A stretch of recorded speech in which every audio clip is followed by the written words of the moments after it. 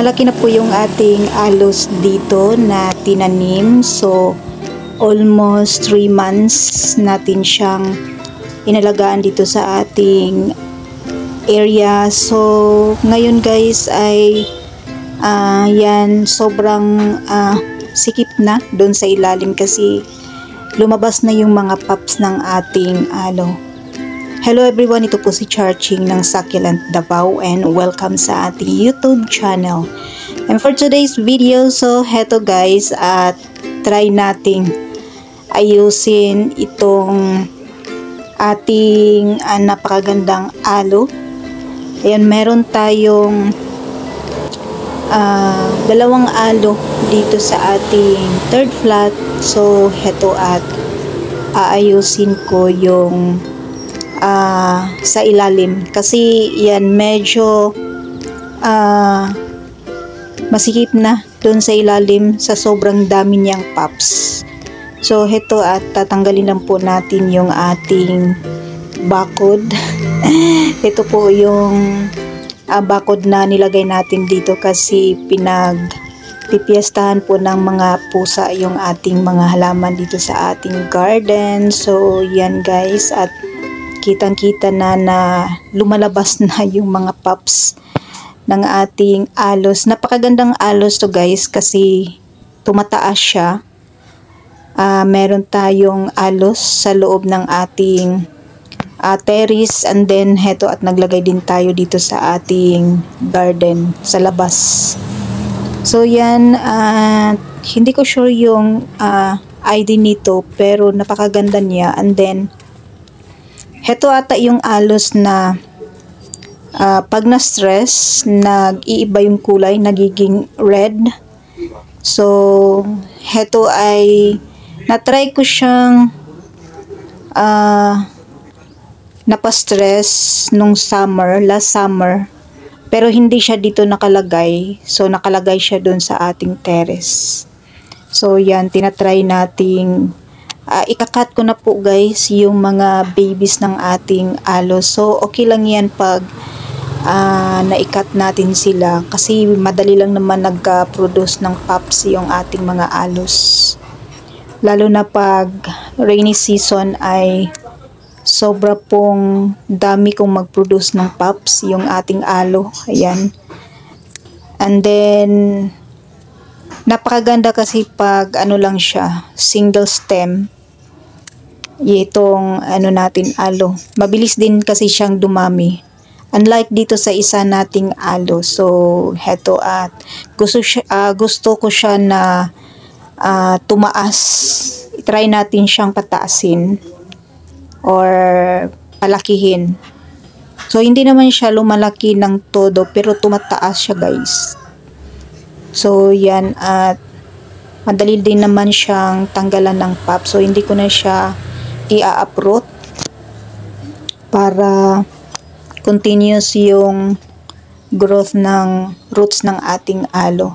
So dito sa tabi ng ating aloes ay napakadami po nating nilagay na cactus. So nakakatulong din na tanggalan natin sila ng pups para mabilis lumaki yung ating aloe. And then nagtanggal na din po tayo ng mga dahon sa ibaba para malinis na nating, or malinis na, and then maliwan tingnan yung ibaba ng ating aloes. And then para masinagan din po ng araw yung mga cactus na andito sa baba ng ating aloes. Napakaganda po nito guys kasi nagre-red po yung ating aloe pag na-stress. So dito sa ating area hindi po siya ma-stress kasi kulang po ng sun exposure yung ating halaman. And then everyday po yung ulan dito sa ating location. So pag meron kayong ganitong aloe, napakaganda po na ilagay po natin siya sa full sun. And then less water para ma-achieve po natin yung redness na kulay ng ating aloe. So napakaganda po ng kaniyang edge kasi ayan guys, kitang-kita po yung mga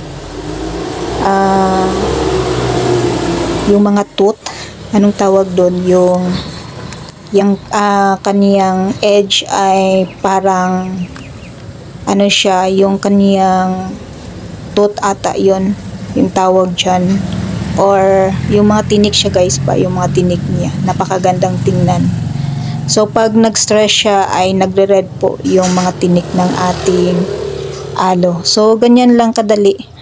And then ito pa yung ating mga albo na euphorbia dito sa sa ibaba.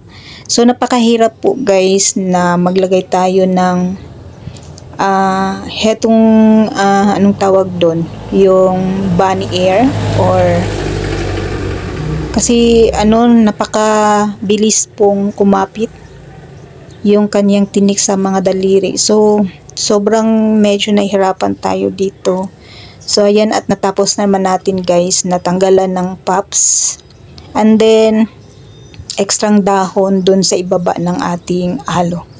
So ito ay bago lang natin siya nilagay dito sa ating garden. Ayan, ganyan na siya kataas. And then tataas pa rin po yan guys.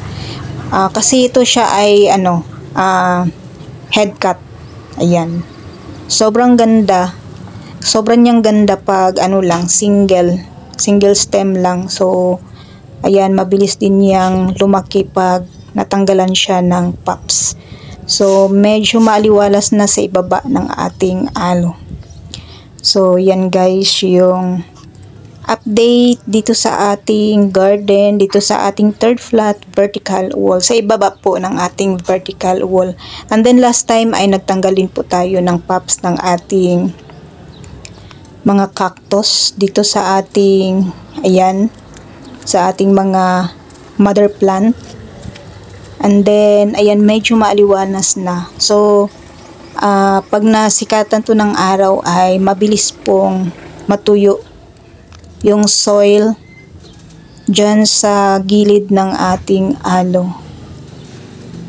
And then next time, ito naman pong isang aloe yung ating gawa ng paraan para medyo maganda tingnan yung ating garden.